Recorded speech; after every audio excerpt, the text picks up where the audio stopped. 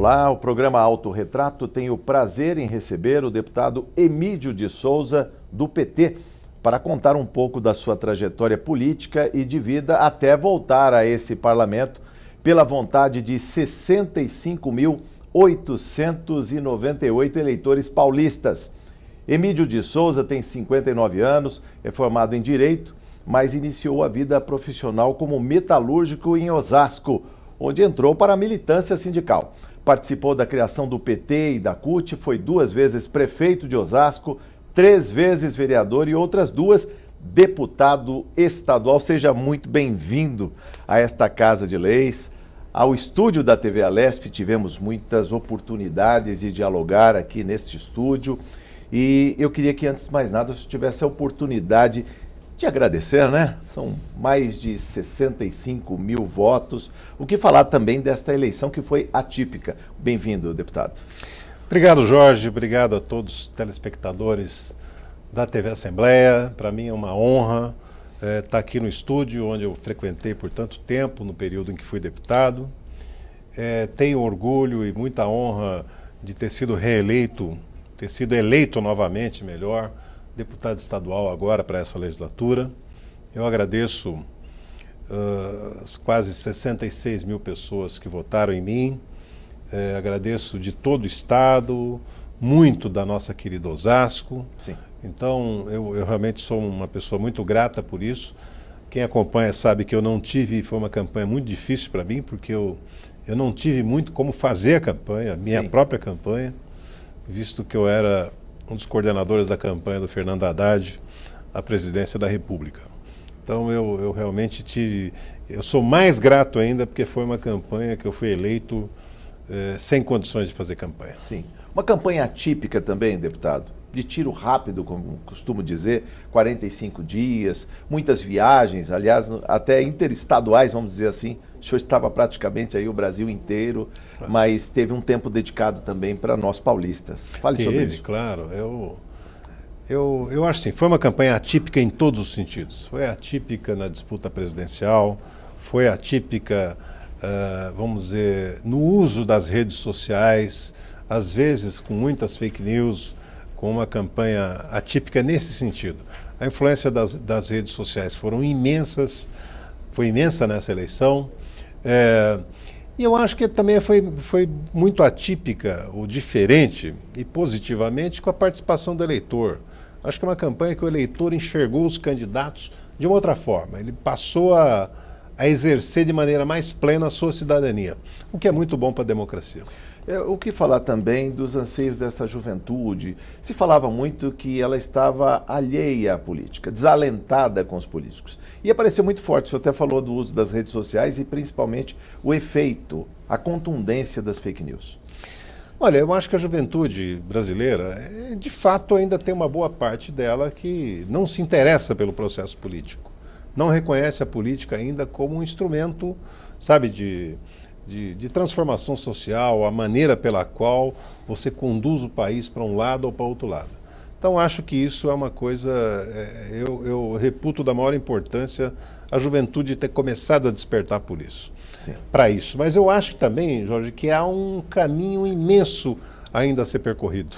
Estou provocando isso também, temos aí a juventude na política. Nesse aí começou caso era cedo, muito jovem. Você começou cedo, tá aí. É verdade. Vereador em Osasco, aqui estava uma sessão da Câmara de Osasco. Muito bom.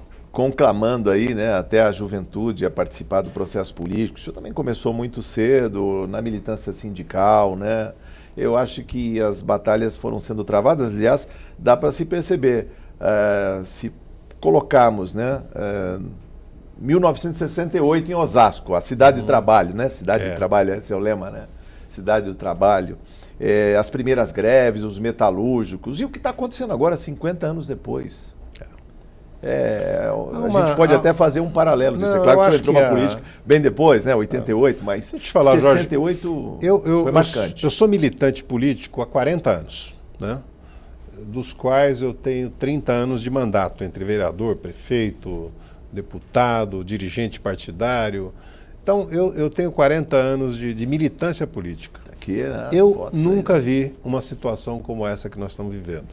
É uma situação de um certo desprezo pela democracia, um certo, vamos dizer assim, uma propagação de ódio social, de classes sociais, de ódio regional, ódio contra certas partes do país, ódio contra negros, contra mulheres. Então, acho realmente um período muito conturbado e muito atípico que nós estamos vivendo. E a que se atribui? Porque a gente pode dizer que, pelo menos em 1968, quando da greve lá dos metalúrgicos em Osasco, havia, digamos, um inimigo comum, que era a ditadura, e hoje ele está pulverizado. Existem muitos ódios, como o senhor citou aqui, deputado. Existe um inimigo comum que eu acho que foi criado artificialmente, que é o nosso partido, o PT. Eu acho que o PT foi transformado por obra da mídia, parte da mídia, por obra também, acho que desse agrupamento que se juntou em torno do Bolsonaro, foi tornado como se fosse o vilão do país, né? Que não corresponde à verdade, é um vilão inventado, é um inimigo inventado, né? E como se nós fôssemos responsáveis pelas questões do país, pelos problemas do país. Claro que nós somos como outros são, mas nós também temos que ser olhados sob o prisma de quem levou esse país para frente, quem combateu a miséria, assim por diante. Temos aí até uma foto, como fundador do PT, da CUT. O senhor vê injustiça no que está sendo colocado nesse estado de coisas, inclusive colocar o Partido dos Trabalhadores como um inimigo? Eu acho, há uma tentativa clara de criminalizar o PT. Inclusive seu maior expoente, e os movimentos sociais, que é o presidente Lula. Eu considero duas condenações seguidas, assim, vamos dizer, uma perseguição clara ao que se faz contra o presidente Lula. Quer dizer, as condenações dele são sem prova alguma, prova material, não prova de delação, não prova de quem chega lá e fala, eu vi isso. Quer dizer, a justiça não pode condenar alguém se não houver prova cabal, né? E no caso do presidente Lula, não há prova porque não há os fatos descritos ali. Essa nova condenação agora mostra de novo a perseguição que tem. E também, basta ver, até nem na morte do próprio irmão ele pôde vir, nem na assistência religiosa pode receber. Eu sou um dos advogados dele. Ato, então, né? Alguns atos Lula livre, inclusive. Exatamente. É importante que se diga desse atual momento. Por isso que nós estamos intensificando em atos como esse, nós vamos intensificar a campanha Lula livre. Porque nós consideramos que ele é um prisioneiro político, ele é uma pessoa que está lá, né, porque ele era o candidato favorito à presidência da República e arrumaram um jeito de tirar ele da frente para abrir caminho para a vitória do Bolsonaro. Eu sou daqueles que acham que a ida do Sérgio Moro para o governo, para o Ministério da Justiça, ela prova mais uma vez o quão política era essa operação. Quer dizer, ele não só foi o juiz que julgou o processo que tirou o Lula da disputa, mas também foi aquele que depois se beneficiou indo para o governo federal. A quem interessa essa divisão do espectro político no Brasil? Porque também não se pode desprezar Fernando Haddad, que teve 47 milhões de votos, se não me engano. Eu acho o desempenho do Fernando Haddad foi algo extraordinário para a conjuntura que nós estamos vivendo. Ele foi um candidato que foi guindado à condição de candidato 3 semanas antes do primeiro turno. Nós tivemos 3 semanas de votação, quer dizer, não tinha percorrido o país, tinha perdido parte dos programas de TV, né? E foi uma campanha difícil onde ele se implantou muito rapidamente, encantou muita gente e soube fazer o contraponto sob a ameaça que viria a seguir. Então, o Fernando Haddad, eu acho que é um patrimônio do PT, mas o nosso principal patrimônio, que é o presidente Lula, no nosso ver, ele continua preso de maneira injusta, né? Ele virou um refém do regime, virou uma situação muito injusta e muita gente no mundo começa a perceber isso. A situação também do humor, que a gente fala do eleitor, mas pensa muito na questão da economia. O O senhor que foi metalúrgico, a gente tem até algumas fotos aí da CUT e tudo mais. Quer dizer, num momento de desmonte de benefícios duramente conquistados aí ao longo de décadas, como vê também a situação, esse mau humor que tantos desempregados, tantas pessoas que estão ali também no limite do desemprego, vendo as finanças declinarem, como é que o senhor vê que isso possa ter influenciado também na eleição? Haja vista que o presidente Lula saiu em 2011, no dia 31 de dezembro de 2010, com uma economia em alta, com 80% de aprovação. Por que dessa mudança de humor, assim, alguns anos depois? Eu acho que é assim, olha, nós tivemos uma economia, sob o presidente Lula, uma economia que deu um salto, se tornou a 6ª maior economia do mundo, a caminho de virar a 5ª. Né?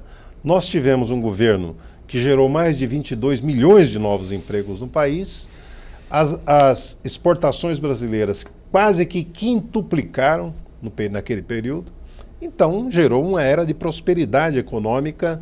É claro que nenhum país vive constantemente em época de prosperidade. Ainda mais o Brasil, que era o stop and go, né? Exatamente. Crescia um ano e no outro declinava. Mas ele teve, pelo menos, os 10 anos de sequência de crescimento, que gerou muito emprego e que tornou o Brasil um país mais importante, protagonista no G20, protagonista nos player fóruns, internacional. Um player internacional. Sim. Então, hoje, nós vemos com muita tristeza a situação que o país chegou. Uma humilhação, Brasil. Então, as pessoas também desanimam com essa situação. As pessoas começam a procurar culpado por essa situação. Sim. E o que se anuncia por aqui, Jorge, infelizmente, é tudo no sentido de piorar a situação do povo trabalhador. Quer dizer, praticamente terceirização, mudança na CLT. Da CLT, a terceirização e agora a aposentadoria. Quer dizer, o projeto que está anunciado pelo Bolsonaro para a aposentadoria é algo que não é uma reforma, ele é praticamente extinguir, ou seja, cada um se vira, cada um vê como pode fazer. Né? Gera um custo tal, mas um país que se preze, ele tem que proteger os mais fracos. Como é que a pessoa trabalha o ano inteiro, a vida inteira, e depois ele vai se socorrer do que na velhice? Pois é. Aliás, lembremos aqui que está acabando o chamado bônus demográfico. Daqui a pouco a população economicamente ativa não vai ser capaz de suprir as demandas da juventude, da infância e da velhice também. Ou seja, a bomba relógio está aí. Os poucos países que experimentaram o modelo de previdência como esse que está sendo proposto, foram países Chile, por exemplo. O Chile, hoje, qualquer aposentado no Chile ganha menos de um salário mínimo. Quer dizer, é uma coisa inaceitável. Ou fica e a aposentadoria de previdências privadas lastreadas nos bancos. Exatamente. Né? Aí é o que interessa aos bancos. A maioria da população não pode pagar uma previdência privada. Então, o que pode ser também um tiro no pé, porque quando ele faz poupança forçada, ele deixa de consumir no presente. Deixa de consumir. Tem isso também. Ele joga, vamos dizer, ele ajuda a empurrar a economia para baixo. Então, assim, eu acho que o que se anuncia aqui, lamentavelmente, não é um bom. Eu sou daqueles que torço pelo país, sim, mas o que está anunciado para o povo não tem nada de bom no horizonte. Estamos falando de conjuntura política e econômica nacional, mas é importante beber na fonte também, deputado, e eu tenho que falar da sua trajetória de vida enquanto deputado. O que muda nesse mandato que começa em 15 de março em relação aos outros mandatos que o senhor já teve, inclusive nessa casa? As demandas são outras. Vamos lembrar de algumas boas batalhas do passado e que podem se renovar. Eu tenho uma aqui, por exemplo, a questão do Rodoanel. O senhor batalhava lá atrás, quando o Rodoanel foi inaugurado, 2001, 2002, o Rodoanel é uma obra emblemática para o estado de São Paulo e para o país. Eu digo isso porque ele ainda não terminou. Começou lá em 2002, nós estamos em 2019 e o tramo norte ainda não foi entregue e parece que está muito longe de ser entregue. Vamos rememorar essa batalha, deputado?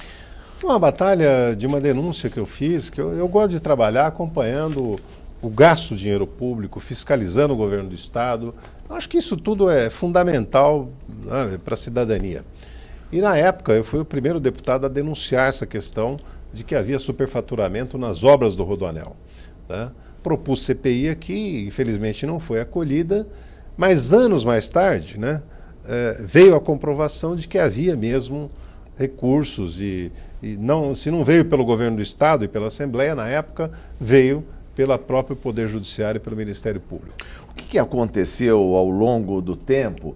Porque essa obra tão necessária, ela foi sendo adiada. Eu digo isso porque a inauguração do Tramo Oeste, que está ali junto à sua Osasco, Carapicuíba, que sai ali o quilômetro zero, Estrada Velha de Campinas, a Tancredo Neves, são 32 quilômetros, a entrega foi em outubro de 2002. Depois veio o Tramo Sul, já era o governo Serra, em 2010, são 57 quilômetros. E depois, em 2014, a entrega de mais 43 quilômetros do Tramo Leste. O anel ainda não está fechado. Ele está aí com alguns trechos em 80%, 90% construído, pronto, mas outros muito atrasados. O que houve no meio do caminho? Será que esse mau humor da economia também contagiou as empresas, não cumpriram seus contratos, estão sendo multadas? Como que o governo sai desse imbróglio? Não, primeiro houve uma mudança no Rodoanel, né? O Rodoanel primeiro foi concebido como uma rodovia não pedagiada. Esse era o projeto inicial do Mário Covas. O trecho oeste foi construído pelo governo do Estado, né?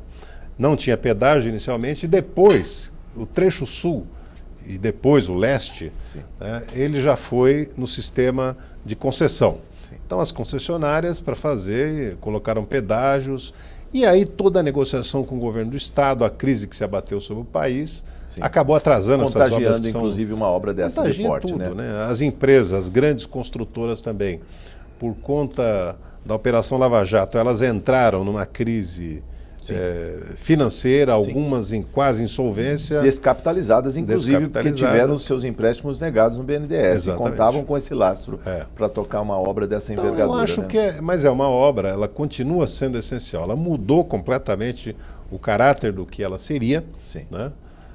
Porque ao se tornar pedagiada, ela também, vamos dizer, ela deixa de ser uma opção, deixa de ser atrativa também. Né? Quem pode passar pela marginal sem pagar, porque vai escolher um outro traçado mais longo, embora sem, digamos, lombadas, sem semáforos, né? Mas se ele pode passar pela marginal, porque ele pagaria pelo Rodoanel. De resto, essa questão me permita colocar, de resto a questão do Rodoanel, além dele, as rodovias que cortam São Paulo, que foram praticamente todas concedidas à iniciativa privada. Vou pegar o exemplo da Castelo Branco, que é a minha região, que é a região oeste, e que corta Osasco no meio ali, né? Que, aliás, Osasco, nesse 19 de fevereiro, faz 57 anos. Eu abraço a todos os moradores. Eu queria dizer o seguinte: a rodovia Castelo Branco, por exemplo, ela tem alto impacto em Osasco, Barueri, Carapicuíba, Itapevi, Jandira, sabe? Como as demais também têm outras questões, em outros lugares. O processo de terceirização dela, de concessão dela para a iniciativa privada, não garantiu obras e benefícios e mitigações nos municípios onde para reduzir o impacto dos municípios onde ela corta. Osasco, por exemplo, carece de uma nova saída, uma nova entrada para a cidade, melhor, saída ou entrada, pela Castelo Branco.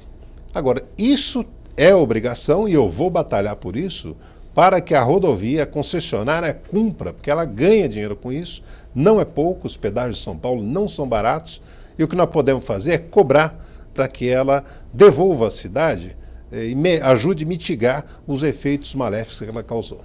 Deputado, eu posso falar também de outras leis importantes, aquela que reserva vagas nos estacionamentos, né, para idosos. Você já estava vaticinando naquela época que a população cada vez mais ia precisar... Eu quero dizer que quando eu fiz essa lei, projeto, eu tinha 42, o senhor já está quase, esse ano o senhor completa 60 anos...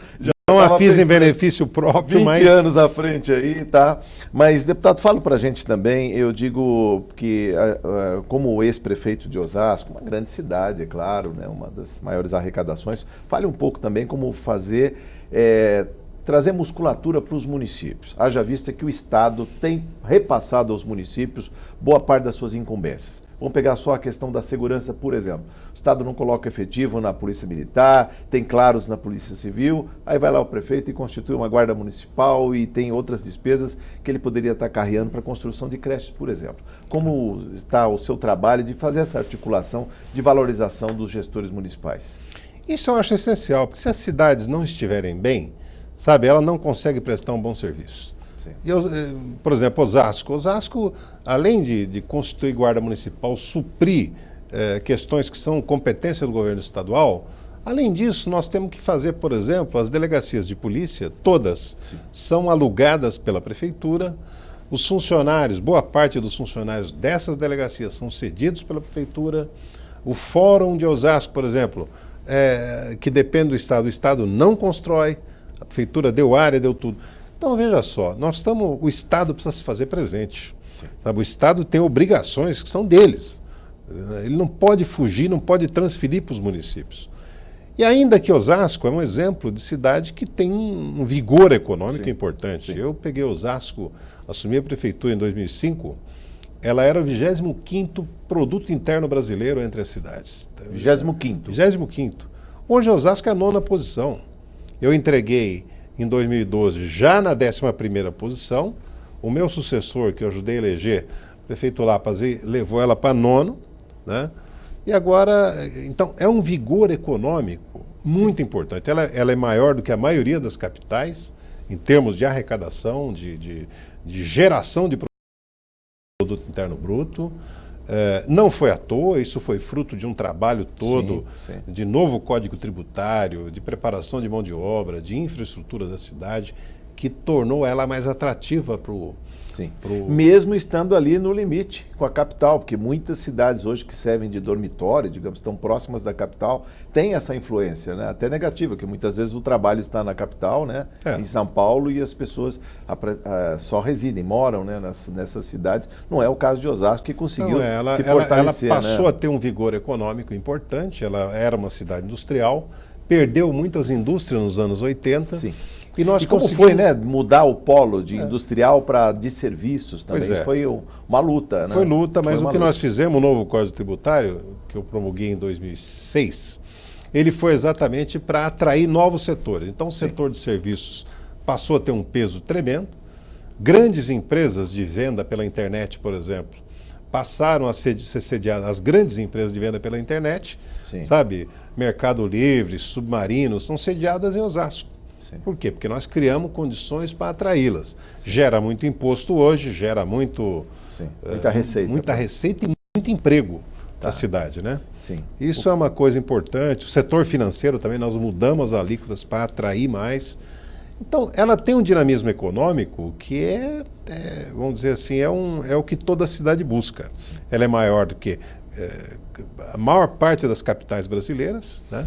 Osasco, em termos de PIB, perde para a cidade de São Paulo, perde para o Rio de Janeiro e mais uma, se não me engano, Porto Alegre, alguma dessas. As demais nós somos maior que tudo. E no estado de São Paulo nós somos o 2º PIB, só perdemos para a capital.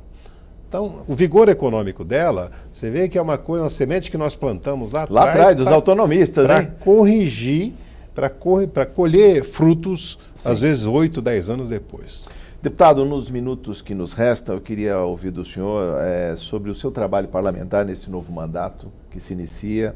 E eu vi recentemente num artigo o seu trabalho também incansável para evitar o desmonte do Estado de São Paulo, que o senhor teme, eu vi aqui. Mas eu queria que o senhor explanasse para nós, pelo menos raspasse um pouco o tema, a gente não tem tempo para aprofundar. Nós vamos ter muito tempo de debater essa questão, mas o que eu queria chamar a atenção é o seguinte: eu quero ser um deputado que trabalha para que o Estado cumpra as suas funções. Cumpra as suas funções na educação, na saúde pública, na segurança, no transporte metropolitano, nas questões que são próprias do Estado. E me preocupa, sabe, a política levada a cabo pelo governador João Dória e anunciadas, que é uma política de desmonte do patrimônio público. Quer dizer, quando elege um governador, você não elege um vendedor, alguém que vai liquidar o patrimônio público. Aí fala, vou vender parque, vou vender trem, vou vender metrô, vou vender isso. Bom, então vai ficar no quê? Vai cuidar do quê? Porque isso foi feito, há 20 anos começou a ser feito isso em São Paulo, sabe, com a venda do Banespa, com a venda da CESP, de tantas empresas que foram embora, com a desculpa de concentrar recursos na segurança pública e na saúde. Não concentrou. O ensino de São Paulo continua muito abaixo das expectativas, a segurança nem se fala. Então, eu acho assim, eu vou ser daqueles que vou batalhar para que o patrimônio público não seja desmontado e que o Estado cumpra com as suas obrigações constitucionais. Energia não vai faltar nesse mandato, né? Não Mandato vai. aguerrido. Não vai. O que acontece é o seguinte, a vida vai lapidando a gente, evidentemente, depois que eu fui deputado, entre 2001 e 2004, depois eu fui prefeito, depois eu fui dirigente, fui prefeito 8 anos de Osasco. O país mudou, eu também, vamos dizer, acumulei muito mais experiência e acho que eu posso dar uma contribuição muito maior ao desenvolvimento desse Estado. Claro que de olho na nossa região, todo deputado trabalha, Sim, tem olhos mais para a sua região, mas eu, além de ter, né, porque eu fui, a nossa região elegeu pouquíssima gente, então eu quero trabalhar por isso. está dialogando também permanentemente com as redes sociais, fazer um mandato transparente. Transparente. Hoje a sociedade exige transparência, criatividade, ideias novas, formas novas de fazer política, abrir caminho. Quer dizer, ao homem público não é dado mais fazer nada secretamente, nada. Então, assim, meu mandato é um mandato de transparência, de criatividade. Eu quero batalhar muito nas ideias que eu acredito. Sim. Né? Eu acho que O senhor está convencido também que a política é que muda a vida das pessoas para melhor. O que muda é a política. Vamos deixar o mal-estar aí da economia. Eu fico preocupado quando eu vejo alguém acreditar na antipolítica. Esses que às vezes aparecem dizendo, olha, a política é isso, isso, aquilo. Eu falo, e qual é a solução fora da política? Sabe? A barbárie. É a barbárie, é o obscurantismo, sabe? Então, eu não acredito em salvador da pátria, eu acredito em trabalho planejado, eu acredito em projeto político, né? Respeito os demais, mas eu vou defender aquilo que eu acredito aqui. É para isso que eu fui eleito. Nós vamos ser oposição ao governo João Dória, evidentemente, por conta da agenda que ele apresenta, mas vamos saber propor medidas também que ajudem a população a passar essa fase difícil. Muito obrigado por sua entrevista. Parabéns, sucesso nesse novo mandato. Persevere, deputado. Obrigado. Sucesso. Obrigado a você e a todos os telespectadores. Muito obrigado. Eu conversei neste programa Autorretrato com o deputado recém-eleito Emídio de Souza, do PT. Programa este que você vê, revê e também compartilha nas redes sociais no canal do YouTube da TV Alesp. Muito obrigado por sua audiência. Até a próxima oportunidade.